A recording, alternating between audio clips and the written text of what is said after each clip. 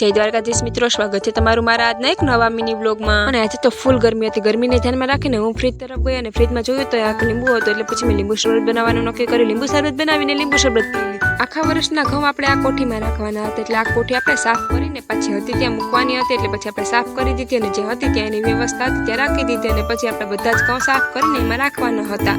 એટલે પછી ફટાફટ કામ કરવાનું ચાલુ કર્યું। એક એક બાજકું ખોલી એમાં દવા મિક્સ કરી અને પછી એ બાજકા પાછા કોઠીમાં ભરવાના હતા, એટલે ફટાફટ કામ કરવાનું ચાલુ કરી દીધું। અને ફાઇનલી આપણા બધા જ ઘઉં મિક્સ થઈ ગયા હતા અને એકદમ આપણું કામ પૂરું થઈ ગયું હતું। તો હું તો એકદમ થાકી ગઈ હતી, એટલે પછી થોડી વાર બહાર બેસીને પવન અને પછી હું લાઇટ ન હતી એટલે થોડી વાર બહાર બેસવા આવી ગઈ। અને આ ચકલી ક્યારની આવ જાવ કરે છે, એના બચ્ચા પાસે આવે છે ને પાછી ક્યાંક જાય છે, પાછી આવે છે। પછી જીનીને પણ ગરમી થતી હતી એટલે એ પણ મારી સાથે બહાર બેસવા આવી ગઈ।